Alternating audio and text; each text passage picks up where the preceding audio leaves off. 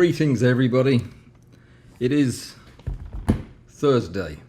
It's 2 o'clock in the afternoon and it is time for Macro Talk 2. And yeah, we're doing some things differently. I wanted to tell you about it very quickly at the beginning.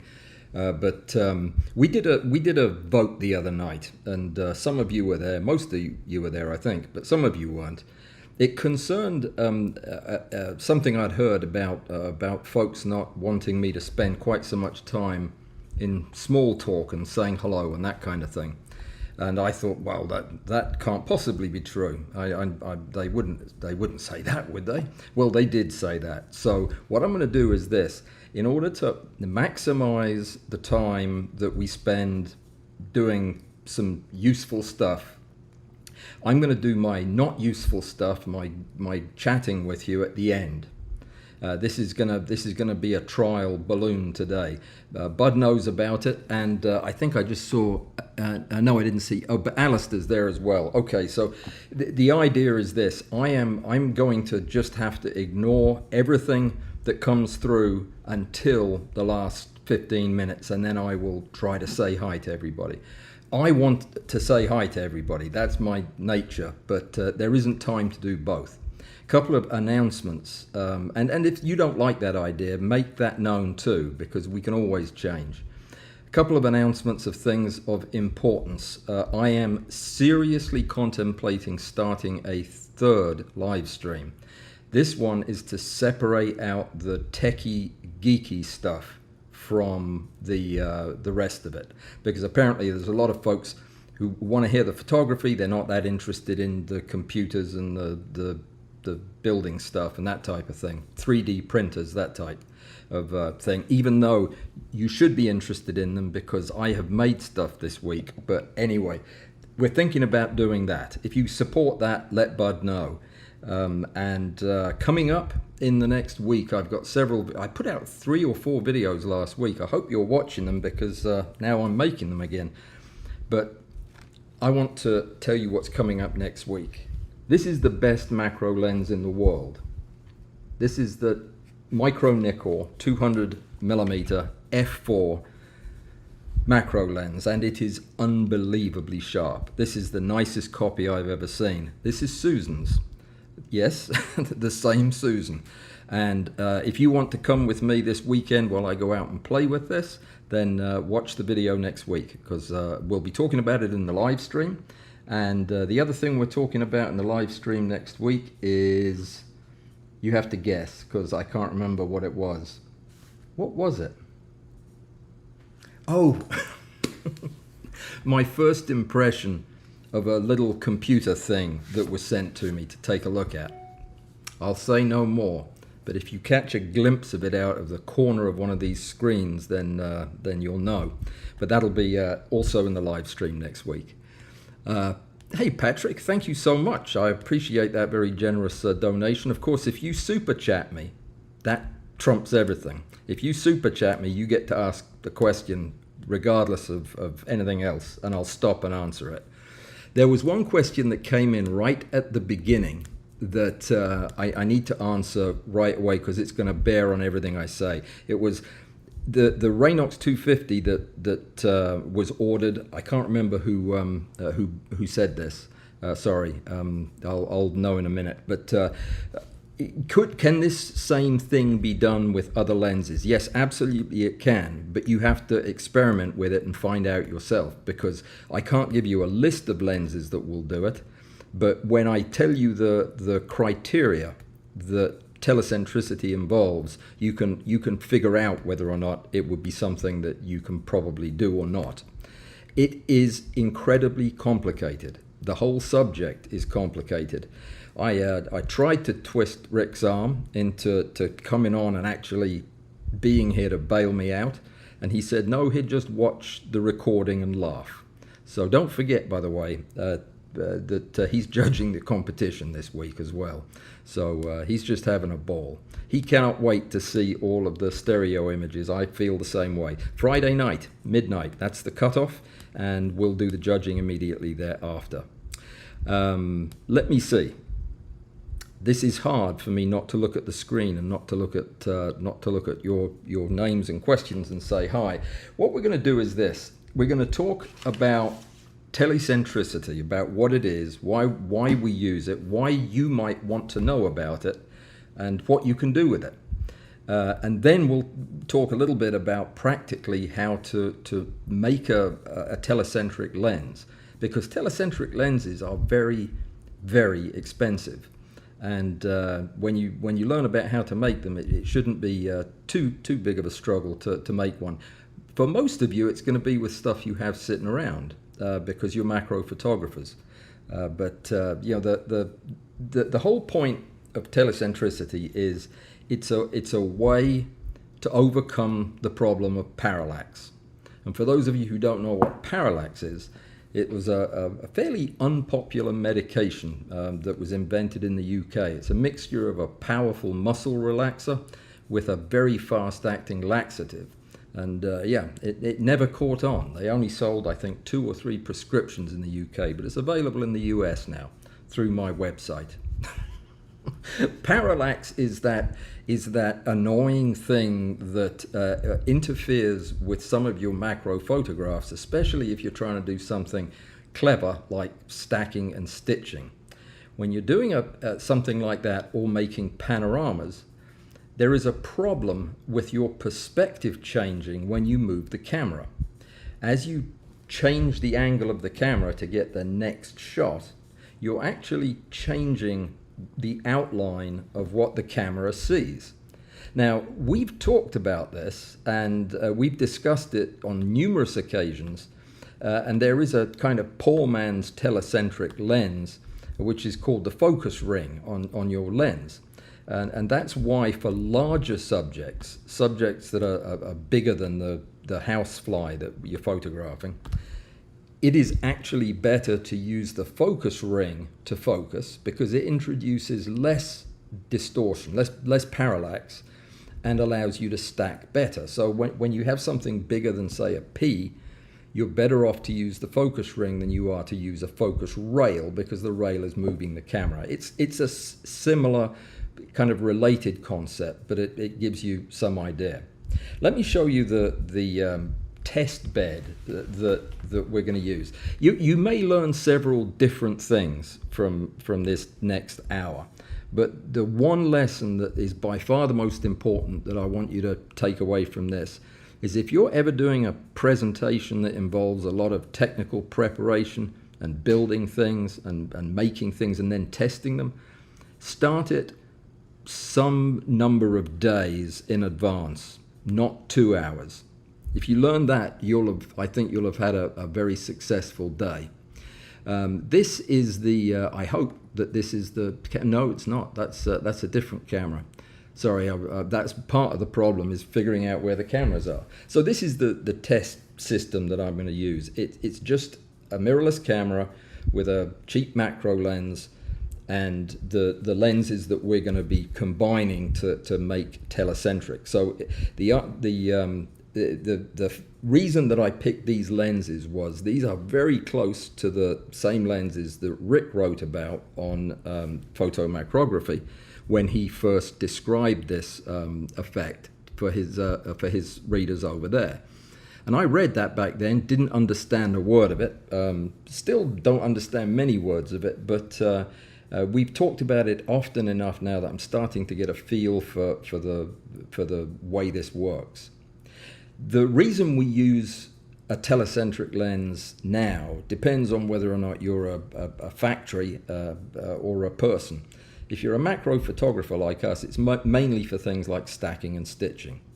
Because when you're using a telecentric lens, you are eliminating all of the light rays that are coming to your sensor other than those that are coming through the center of the lens. Basically, they are parallel light rays to the optical axis. And when all the light rays that are hitting the sensor are parallel to the optical axis, you don't get any parallax. In other words, as you move closer and further, your subject doesn't get bigger and smaller. It just blurs out a bit as you go out of focus. which means that outlines remain the same and accurate, which is how this telecentricity is used in industry. It's used in measurement, basically, and companies like Mitutoyo build systems specifically for that. If you've ever looked at the Edmunds catalog, they have a whole section on telecentric lenses, and they're amazing to look at. They have massive front elements. The reason being, if the light that is getting to the sensor has to be parallel to the optical axis, then the thing that you're photographing has to be smaller than the front element of your lens. If your front element of the lens is 35 millimeters, like with a Raynox, you can't photograph anything bigger than that and it be telecentric. So the idea is that you can use a telecentric lens system, move your camera to do your panorama of your macro subject, and then the edges will fit perfectly together because they haven't changed. That's what happens when all the light rays are parallel. To do that, you need to know where the entrance pupil to the lens is, and then you need to add another lens to push the entrance pupil to infinity. Now that's the hard part to get your head around, is in order to eliminate all the other light rays, you need to have the entrance pupil appearing to be at infinity when looked at through the additional lens you're putting on the front. Now, if you're doing macro photography and you want to use the maximum magnification of your lens system, you're going to have to basically put your secondary lens, I'll show it to you from the front here while we're talking, you're going to have to put your secondary lens very, very close to the front. That's how you would get the full magnification. But that might not work. That might not allow you to focus the pupil all the way at infinity. So you may have to move it back. As you move it back, you decrease the magnification until you get to the point where you're no longer telecentric, which is when this lens is focused at infinity. Because we can change the focus of this lens to move the pupil backwards and forwards, because with an internally focusing lens, the pupil moves when you focus. I told you it was complicated because there are a lot of moving parts. Maybe it'll help if I show you what I'm talking about. In the test setup that we're using, we're going to use an old lens. This was I say old in a very unpleasant way there. I did it again, didn't I? Sorry. I meant to say it's a stately lens. That's it. This rig I built this morning, and I made a couple of errors in judgment, and it failed to do what it was supposed to. We're going to cross our fingers. So this is an f2.8 100 millimeter macro lens it's internally focusing, so it's a fairly modern one. That internal focusing thing is valuable because it means that you can adjust the location of the pupil. Do you know what a pupil is? A pupil, whether it be the entrance or the exit pupil, is the image of, let me see if I can show you on the camera. It is, I'll put something light behind it and I'll open the aperture a bit. Okay, so the entrance pupil is the image of the aperture through the front of the lens, where the light enters, entrance pupil. And the exit pupil, not surprisingly, is the image of the aperture when you look from the other side, where the light exits the lens. That's how you actually calculate pupil magnification, which you may have heard of in several calculators. That is the relationship between the exit and the entrance pupil. It's the exit pupil divided by the entrance pupil gives you the magnification, and which stands to reason. But you'll notice that on this lens, that, well, you may not notice from this angle. No, I'll have to use the other camera to show you. But the elements inside that move when I focus are moving the pupil backwards and forwards, and we're going to use that to position the pupil at infinity. That's the important part, is that we have it as far away and as infinitely large as we can do it with the lens. So we have to position several things to make that happen. This is not even on axis, which is problematic, but I miscalculated something, and yeah, I need to put some shims in, and I ran out of time. The basic setup is this. It is your macro lens, which would normally have a camera attached to the back end of it, situated in front of your secondary lens, which in this case is the DCR 250 in the forward orientation. This is the way that you would attach it to the lens. The reason it's not attached to the lens is we're going to have to experiment to find out where in space this lens needs to be for the entrance pupil to appear to be at infinity, which I'll show you in a second. So that's really it. That's the whole system. And this part of the system, think of this as your eye. That's all this is. When you do this, when you set up your own, you don't need this camera. You can look through the Raynox and position the pupil and get it as focused as possible, as far away as possible, and then you'll be telecentric. And then you can attach the Raynox to the lens with however much extension you need, put the camera on it, and then test it for telecentricity. Testing it for telecentricity would be to see if it still focus breathes. If it focus breathes, you're not telecentric.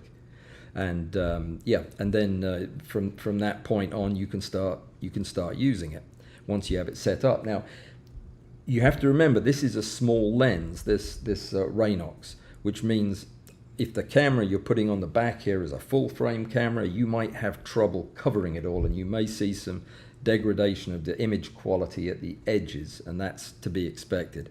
For those of you, well, it's really just Joseph, really. I'm going to say this so that he thinks I know what I'm talking about, but the entrance pupil is where if you draw a ray tracing diagram of the rays that enter, you've got your marginal ray, which is going through the middle of the field and passing out to the edge of the lens. That will be used to calculate where your exit pupil is. But for the entrance pupil, you use the chief ray, which is coming from the edge of your field, and it is being directed by the first elements of the lens towards the optical axis, and it will cross the optical axis. But that's after it's been through the lens, and that doesn't count. If you draw the continuation of that chief ray, it will also cross the optical axis, and where it does, where its value is 0, that is your entrance pupil. So if you think about that, you'll understand why the subject can never be larger than the front element of the lens, which in this case is the Raynox. By the way, everything to do with telecentricity happens in front of the aperture. So anything that happens behind the aperture isn't going to affect your telecentricity. You could put extension tubes or a teleconverter between your camera and this telecentric lens, and it would still be telecentric. You can increase the magnification and maintain telecentricity that way. So let me show you what this looks like when you look through the eye. This is the human eye doing this now. So we've got our macro lens in the back, and generally speaking, to get the maximum magnification, I want to have the macro lens as close as I can get it to the Raynox, but I also need to have it focused so that the pupil appears to be as far back as I can get it. Now right there, it's not, well, it is actually in pretty good focus, but hang on, it's because I'm going to move my eye back a little bit. And yeah, let me see. The problem was I was actually already focused at infinity. I was trying something out before we came on the air. You want to be at the closest focal distance, and you need to have your aperture, all the way closed down. As you can see, if the aperture is too big, you'll never get the thing far enough away. So you need to have it closed down. So when we're really, really close, you'll see that I cannot use the focus ring to move the aperture to where it is both a long way away and in focus. It's a long way away right here. It's approaching infinity, but I can't focus on it there. If then I move back just a tiny little bit, you'll see it start to sharpen, but I have to adjust the focus to get it as sharp as I possibly can. Now I'll tell you, this is problematic because my other lens has to also, my eye has to be accommodating for this dot. So when I change the distances, I have to fix my eye so that you can actually see what's happening. So it is actually very close, but not on the lens. I come back a little bit and focus a tiny bit forward, and I get to the point where it's as far away as possible, yet as sharp as possible. That is the point at which this system is telecentric. And if we now were to put a camera on this other end and look through with this arrangement like this, then we could show that was telecentric. And that's what we're going to do in another live stream when I set up a test platform to test the lens itself. That was the part that I ran out of time for. But this is actually telecentric, and I have used this in this arrangement. So what you have is this Tamron 100mm lens is, sorry, that's not helping you very much. The Tamron 100mm lens is very close to touching the Raynox. It's actually just one step ring away from being a perfect fit, and that's telecentric. I could move the Raynox further out, focus the lens further towards infinity, and maintain telecentricity, but in doing so I would reduce the magnification, probably down to somewhere a little bit less than 1:1. This is a 1:1 lens. So that's the trade-off. Now, you don't have a lot of room to play with because you will run into hard stops. When this gets to infinity, you cannot go any further, and you won't be telecentric beyond that. Likewise, you can only have the lens as close as it physically will go before hitting the mechanism of the lens or getting glass on glass. This is why not every 100mm lens and not every Raynox DCR 250 is going to work. Another way to think about this is the focal length of the secondary lens, of the diopter in front. That is the same distance as the pupil is from the front of the system. When you're there, when they are the same distance, when they are the same measure, then you're telecentric. But to know that, you have to find the entrance pupil, and that's what this is for, is to find the entrance pupil so that you can focus on it at infinity. All right, did that make any sense at all to anybody? I'm going to risk a look at the screen now. By the way, these things, lens holders, I invented them. No, I didn't. I didn't invent them. I modified a previous invention, but I printed them with help from Larry. Lots and lots of help from Larry. But I made 3 of them, a whole set of them, and they're for a secret lens that you don't know about yet, that isn't going to be released now until September. But when it is released, these will make sense. Okay, let me see. What should I do? Do I just go straight to... I'm going to just read what Bud has said.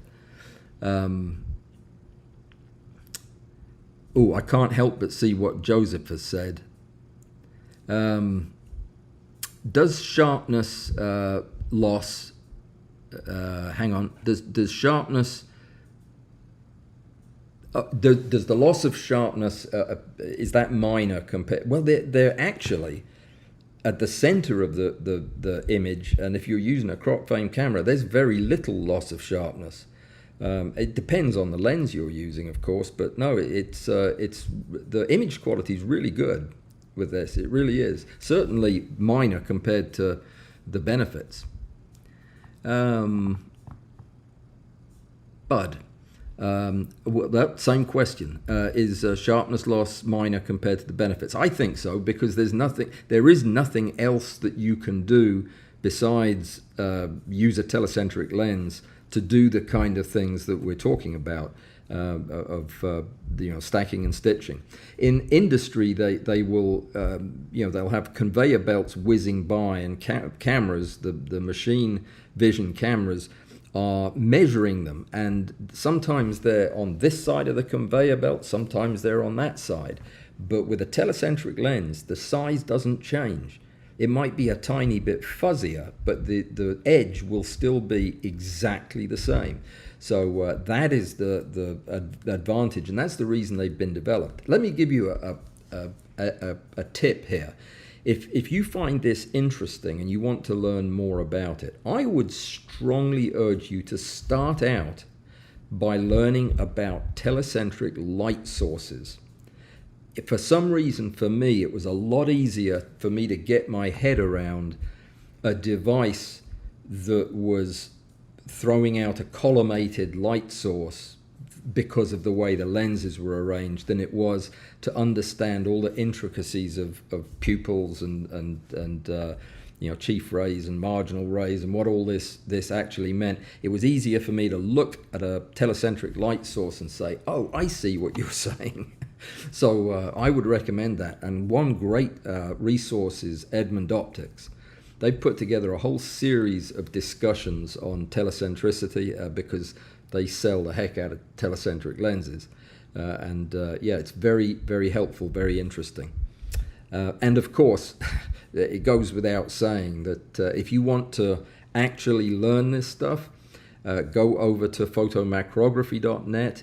There are several threads, one in particular that not only demonstrates and discusses this method here, but does so in a lot of detail. Walter has frequented over there and learned about this stuff over there, and so it's a great resource. Rick has taken all kinds of pictures of his setups and explained how he arrived at all of his settings and everything, and gives lots and lots of good background. And he never mentioned this to me, but Walter said to him, you know what, you should do a video with Allan about this. And he never told me that. So yeah, I think it would be a good idea. If you think it would be a good idea, go over to photomacrography.net and repeat that comment a few times. That would be fun, actually, to do that. I think it would be, there's all kinds of really top-notch optical stuff that I'm so far out of my comfort range talking about it. This is more my thing here, taking pictures. But anyway, the best way to learn this stuff is to have to turn around and teach it to Joseph. And he's asked a question. Draw focusing, rear standard focusing with a bellows gives you the same advantages as a telecentric lens. Yes, rear bellows focus. We talked about that in the second bellows video that I did a couple of years ago now, but that we cover that in some detail. In fact, I also made a stepper motor driven automated rear bellows focus thing that the video never came out because I could never get the thing to work, but I might pull it out again and give it a try.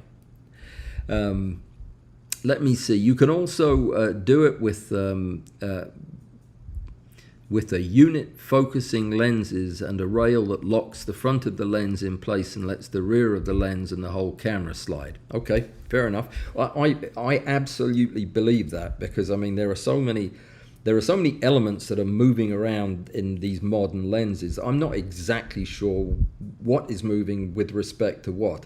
The best I can get is that as you change focus, that pupil moves forwards and backwards, which changes our perspective on it. Let me see. Everyone here so far likes your chats, said Bud. Very good. Who said that? Who you're talking about Joseph's chats, I'm sure. I like Joseph's chats. They're very, very helpful. They're excellent. This man knows his stuff. Right, September for the lens release. Yes, that became apparent to me yesterday when I spoke to them, because I was wondering whether or not I ought to release the videos I've made, but not just yet. Sorry, I have no control over it. All right, so the question is this: we're early, and really I need to address questions, because it's all going to be questions from here on out. So I'm going to go back and look for Bud's questions, and. All right. Thanks to everybody who said kind words about my daughter. I do appreciate it, and she appreciates your well wishes. All right.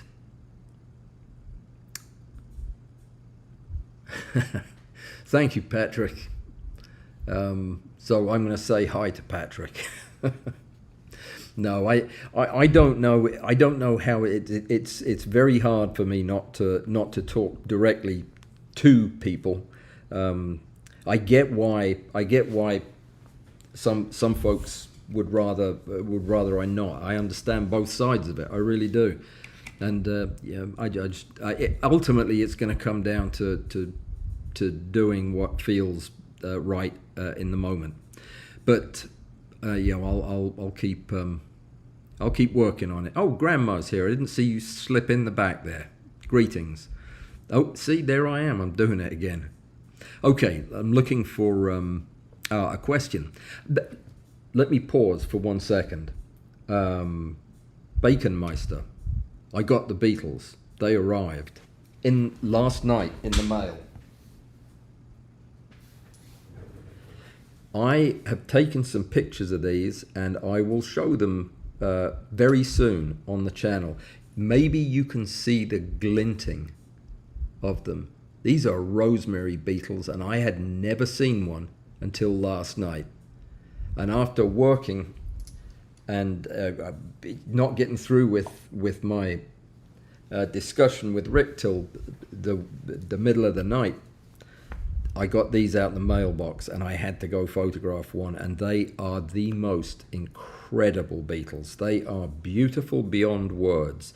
They've got jewels embedded in their elytra, lines of them. They are just stunning. Wait till you see them.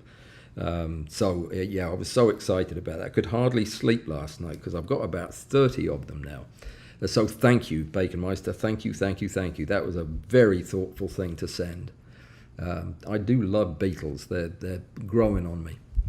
All right, so let me see. There are going to be some questions in here, so I'm looking for highlights. While I understand the mechanics, says Crispy B, and concept and benefits, I wonder whether this setup causes a reduction in sharpness. That is the question that was passed on to me. Yeah, it doesn't. If you do it right, it really doesn't, because when you think about it, all you're doing is you're taking your macro lens, which most macro lenses are the best lenses that company makes because they are so complicated and that's why they're so expensive. They're good lenses. All you're doing is you're eliminating those rays of light that are not on axis with the primary axis of the lens. You're eliminating something. You're not adding anything. So you're not adding aberrations. You're not.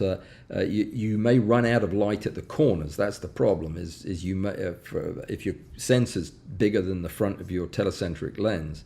But no, it's surprisingly little degradation. Let me see. Joseph is considering doing a 3D entry tomorrow afternoon. Well, you better get it right first time, Joseph, because yeah, that's it. Past midnight, you're done. I would love to see that. Some friends and he built a telecentric lens about 3,000 miles in diameter. That's fairly big, bigger than the average bigger than my telecentric lens, I would have to say, by about 3,000 miles. Used it for astronomy. Oh, you used the moon. Well, the moon's not see-through, so I'm not buying that for 1 second. Here's a question. No, it's not a question. It's Peter is having a brainstorm. I'm sorry to hear that, Peter. Take some Parallax and call me in the morning. Happy, joy. Okay, so looking ahead,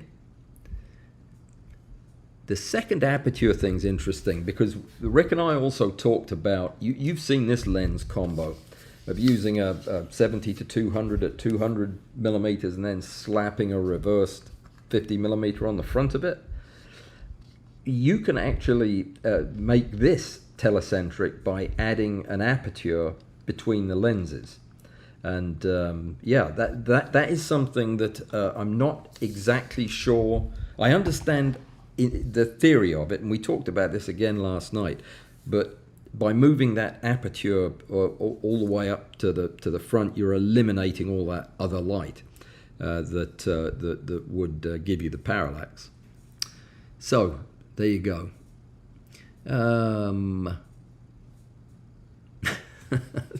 I just figured out what enough purple means. That's somebody telling Joseph to hush. You guys are so on any other live stream, the moderator would have had to bleep out the message that you sent, but you're so proper. I do appreciate it. All right. Yes. That is a good point. I don't know if that's what Joseph was talking about, but when you use a telecentric lens to focus stack, when you're doing your stacking and stitching, you don't have to have it exact. If you get it within the ballpark, Zerine can pick up the slack for you with the alignment tools. But I read something interesting on photomicrography was, if you want to know whether or not your, I hope I'm getting this right, whether or not your lens is truly telecentric, is shoot a stack, and then put the images in Zerine, and run the stack with all the alignment turned off. So in options, just turn everything that the alignment does off, and if it still stacks the picture correctly, then you're telecentric, which I thought was pretty clever, except I'd forget to then turn all the things back on and wonder why my pictures were never any good again. That would be typical. All right. Background changes size in each slice, which means the Zerine might pick up, yep. And we answered that. Everything is a compromise. It is, and you're compromising here with, there's, the lens is, you've got to make it. That's a compromise. It's, this first came up, if I understand rightly from what Rick was saying, when people used to talk about this when they were shooting panoramas. And the problem with that was that, of course, as you moved the camera, the perspective changed, and they had a thing called the no parallax point that landscape photographers use, the point at which you could rotate the camera without encountering parallax. And it turns out that that is the same position in physical space as the entrance pupil of the lens. If you can turn the camera around the axis of the entrance pupil, then you're in the no parallax position and you won't get changes, and you can stitch your images together. It's a bit complicated, isn't it? Yeah, it's definitely more fun when we're talking about things that aren't mathematical. Let me see. Well, we talked about draw focusing. Let me see. Okay, here's some more questions.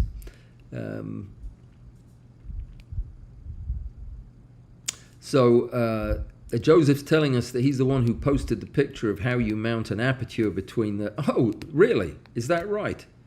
I didn't see that. That was what's that called? What's that stop called that you put in there between the two? It's got somebody's name attached to it. But anyway, I'll look that up and find out. I think it was just a piece of card, wasn't it, that you put in there?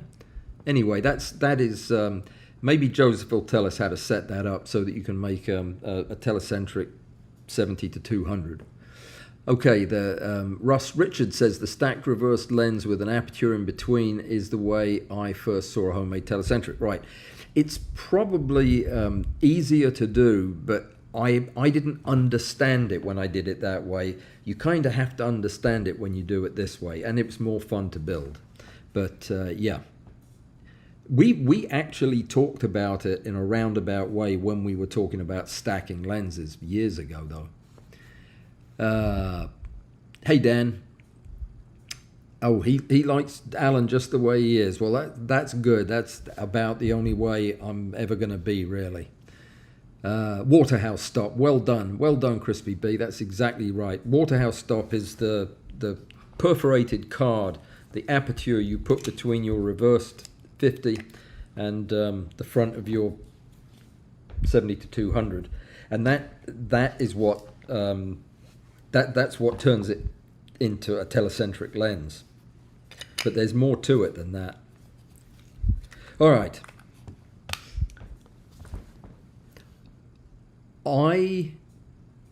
No, I'm not going to do that. I was going to tell you about this thing that I'm going to be talking about next week, but I really can't. I have to make sure that I know what I'm allowed to say first. It's complicated. You'll understand. Sorry about that teaser. Seeing as I now have another month to get the everything together for the lens review for the mystery lens, I've decided I am going to redo some of the testing a little bit more rigorously and make a couple of videos about it, because I'm now much more comfortable with the lens system than I was before, and I think that'll be helpful. So by the time those videos come out, they should be a lot more comprehensive than the initial ones were, because I'd only had them for a short time. So that's coming out. While I have Susan's camera a little longer, and yes, somebody asked if I'd heard about the Z8 recall. Yes, I had. And yes, this camera was one of the recalled lenses, but cameras. But the lens on this camera does not fall off, or it hasn't yet, which I consider a good thing. It's going to get sent back and get fixed, but for right now, it's not one of the lenses that's actually having the problem, but it will get fixed. While I have it, those of you who are not aware of this, Graham, my friend in the UK, who designed a platform for continuous high-speed macro shooting as opposed to the stop-start method that we all learned. He devised a platform using a push rod device that moves the platform and eliminates a lot of the problems that we see, because it's a very wide thing. He sent me one. He built a replica, a second prototype, and sent it to me. And while I have the new Z-mount camera, I am going to do some tests on that, doing high-speed, continuous focus stacking, which is not something that I've ever done before, except to dabble with. But I'm going to actually set it up and see how fast you can actually move and still get the kind of quality that we want. That could be a game changer. If a stack could now be 400 photographs in a minute instead of an hour, yeah, that could be useful. So let's see what happens. I've got a test all figured out, and I'll be doing some of that this weekend and then into next week. But as soon as I get some data to share with you, I will. But I'm excited about it. I think this platform, it was theoretic when Graham was using it. I could see the advantages of it, but I couldn't feel the advantages of it. But putting it together, excuse me, mounting the motor and the rail and everything on it and the lights, I suddenly realized that, yes, this would eliminate vibration almost entirely, depending on your camera settings and lighting and everything. Couldn't use flash that fast, but yeah, we'll just have to see. This could get me back into continuous lighting. That would be interesting. So that's going to take advantages of having the mirrorless camera and the remarkable things it can do. I'm just blown away by that camera and by that lens, the MC105. What a lens that is. But like I said in the video review, it is the second best macro lens after this. Feast your eyes on this beauty. There have been several different iterations of this lens over the years. This is the most recent. This is the one that actually has autofocus. And surprisingly, I use it a little bit. This is a fantastically sharp 200mm lens. It's also a fantastic macro lens. It's both, but for things that you'd normally use your fully extended 70 to 200 for, this beats it hands down. It is so sharp. I was actually taking pictures last night in the dark, which you can do with a D850, and seeing how sharp this thing was, even when there wasn't any light. I'm going to take a picture and show you. It's noisy as all get out, but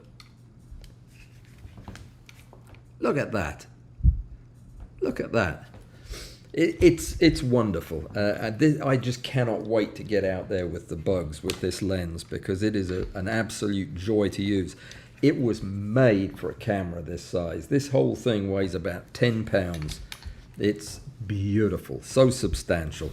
Solid glass and metal, not a bit of plastic anywhere near it. So one of the things that I want to do is get some feedback from you guys on, now as we're thinking of adding this tech hour, when would you like to see that happen? How often?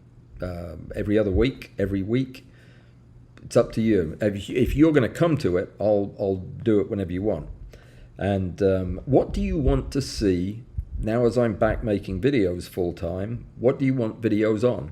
Do you want me to go back to the beginning and start revisiting a lot of the stuff we've done before in the distant past? Or do you want to be adventurous and do some new stuff? Do you like outdoor videos, wandering around in the woods videos? That I tend to get distracted when I do that, and the videos are all over the place. Or videos in the studio. What would appeal to you? Same goes for live streams. Tell me what you want. People have been telling me what they want this last couple of weeks, and I have been, making modifications to what I'm doing. But it's very important to me that as a group, we're happy with the direction things are moving. I don't want to make any changes that are just convenient for me. Yeah, so let me know. I'm going to put on that other camera just for a second, just for you'll see why. Just hold your horses. Can't say anything about it, but yeah, that might be a subject of a discussion next week. Oh boy. Oh boy, oh boy, oh boy. That's something else. I've got some hellos that I'm going to say. And damn the torpedoes. This was a great idea, this thing, setting this, well, you can't see it anymore, setting this rail up. But I had to use the wee macro stuff, and I'm afraid that if they see this video, I'll get in trouble. But I'll put it all back together this evening. But yeah, I'm gonna fix all the things I did wrong with this, so that I can actually move the elements backwards and forwards without them falling off. And we'll revisit this as a refresher in a couple of months and talk about it some more. So let me see. What did I forget to tell you? I don't think so. I think I got most of it. Yeah, I think I hit all the points. Rick will tell me if I missed any, but let me see. It seems to be better for me to be racing to finish talking about the subject at the end than it is for me to get all the important stuff out of the way. Then I'm self-conscious about talking. Very strange. Joseph says, "Wow, your 200 f4 doesn't have any tape holding the ring together." Now this is the most pristine copy. I know what you're talking about. The one I had had been dropped and was not very good. This is the most pristine copy of this lens I've ever seen. It looks like it probably just came out of the box. Tech Hour, Monday evening. Monday evening, yeah, that's Monday evening is one of my few open slots. How often? Every Monday evening? Bud thinks how my preparation technique for insects has evolved in the past 2 years. Oh, wow, what a great question. I've become more willing to take risks with preparations that I've never tried before or never read about. You tend to destroy some insects doing that, and I don't like doing that. I hate cutting the wings off insects that have been dead now for a year. I still hate clipping the wings off them. It just seems disrespectful to the insect, and I'm getting more willing to try different things. The result is a lot of my insect prep, which is getting more and more technical with the way I clean using different tools, finer and finer instruments, to where I'm basically just using pins for almost everything. It allows me to get completely new and exciting perspectives, like on this Rosemary beetle I'm going to show you next week. That I took last night. Very unusual perspective, but it shows the wings. Now, something else that Bud might be getting at is this stuff. This is Croil, that chemical that it's magical stuff. The first time I used it was to dissolve rust, which just ate away and loosened up bolts that have been rained on for about 20 years.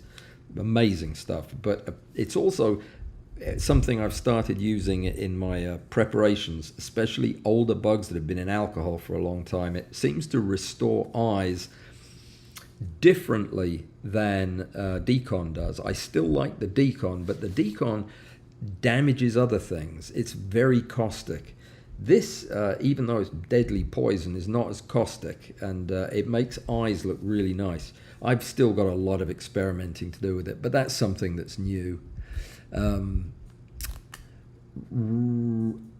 Recumbent Biker, welcome. Yeah, you are new to our group, I think. I don't, unless you've recently changed your name from a different kind of biker. I'm glad you're here. Do come back. Let me see. Robert, how does the Nikon 200 f4 compare with the autofocus? The manual focus, the version of this lens that came out before this and this lens are different optical prescriptions, if you will. It's a good lens, it's quite sharp, but it is not nearly as sharp as this lens. This is the ED, the AF micro nickel 200 f 1. The D lens. That's what I was trying to say, with the special dispersion glass in it. That didn't have the one before this didn't have that or the same coatings that this one does. This is just so sharp, it's crazy. It's not like anything else I've ever taken pictures with, and I've used some pretty sharp lenses. This one just takes the cake. What chemistries and workflow do I now use for prep? Are you talking about specifically? My workflow hasn't really changed. I mean, I still have the same. If you're talking about my shooting workflow of shooting and prepping, I still do a bunch of pre-prep and then get into a cycle of prepping and shooting. I'm prepping the next shot while my stack is shooting. That hasn't changed. That's the only way I can shoot 6 or 8 images a day. But the workflow hasn't changed. I mean, it's still soap and water followed by water.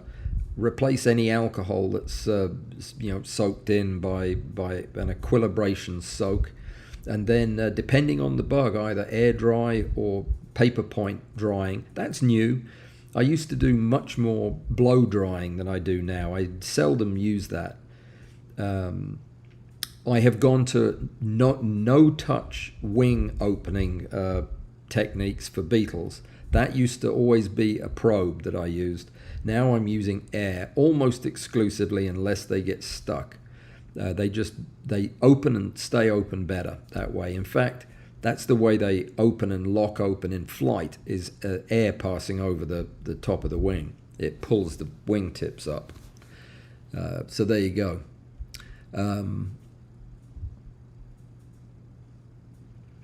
Bud is telling me about Roy Horniak built a light cage. Yes, and I've actually seen several people have built. Are you talking about the light rig, the insects in flight rig, right?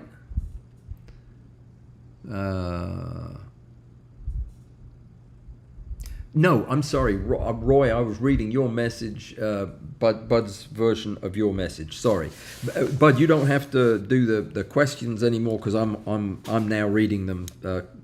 I'm allowed to in the last little bit. Yes, of course. You built a light cage along the lines of what I built and used for many years. By all means, send it to me.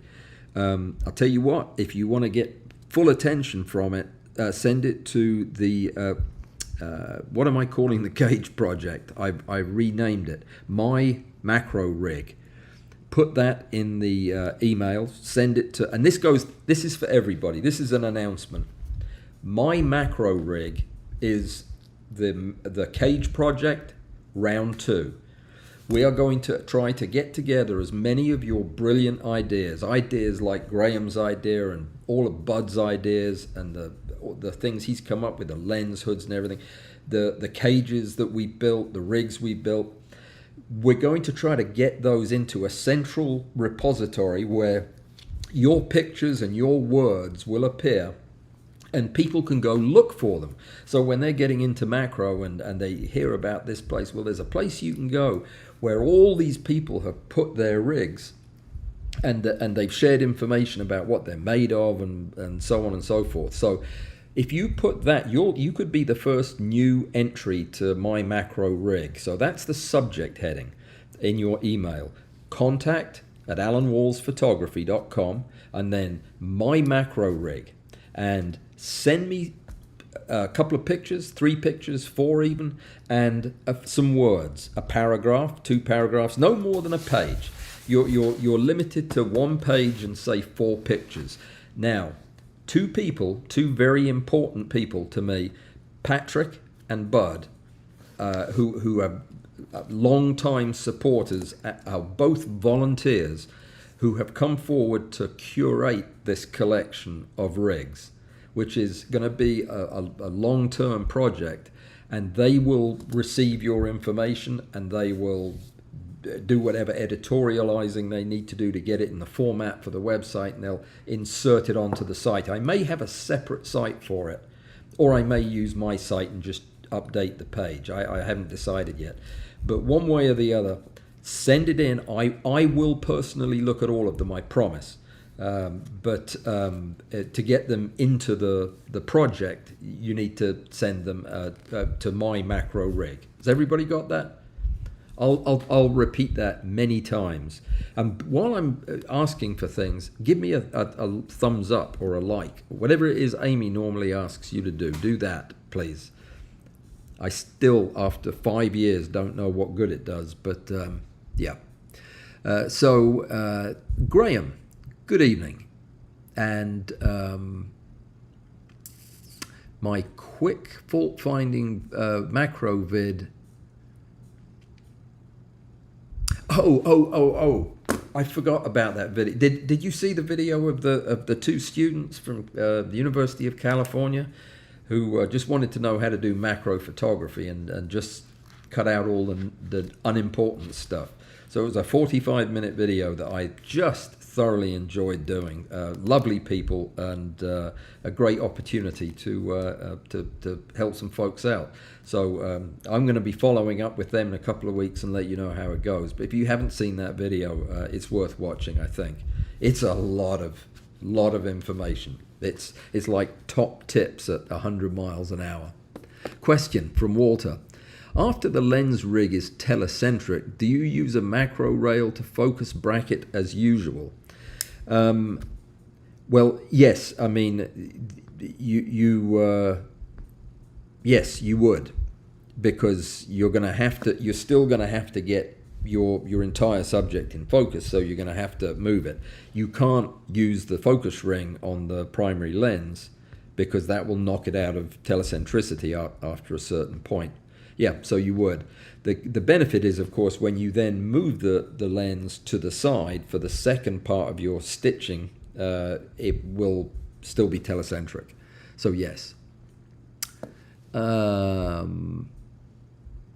Peter is chatting, and a proud liberal is asking what my drink of choice is. Are you asking me what my drink of choice is? Water. Water. If you go by volume, it's water.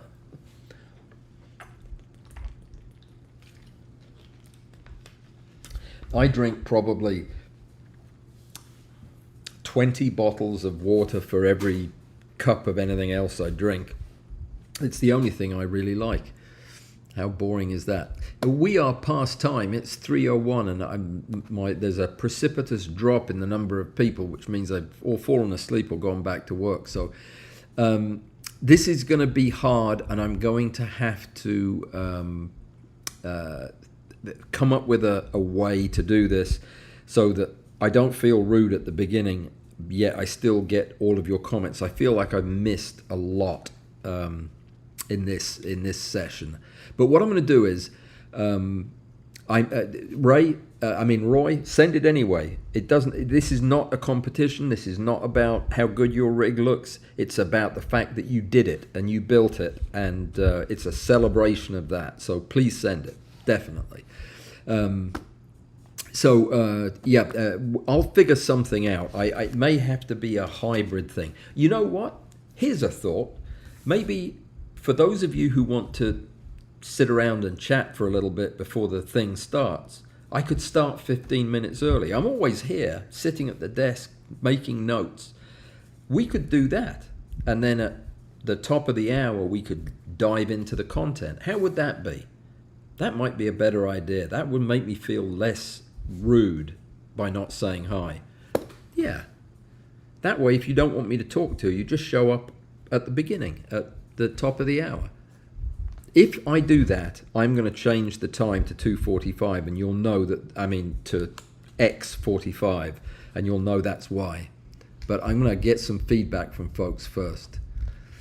I want to find out what Bud thinks about that. Okay, guys, Joseph, skip the greetings, move them to the end, but still answer the questions as they come up. The thing is, I can't see them all as they come up. Which is why Bud's been paraphrasing them for me. That's a lot of chat to keep up with. I don't know. I'll think about it. I appreciate Bud helping me with this and helping figure it out. Appreciate Alistair, our new moderator, and Amy, of course. Competition is on Friday. It ends on Friday at midnight, which is tomorrow at midnight. So you have like 37.3 hours left to do a stereo and get it submitted. And that's it. That's it for today. So thank you, everybody. And see you next week, Tuesday, if not before. Video coming out this weekend. Be good.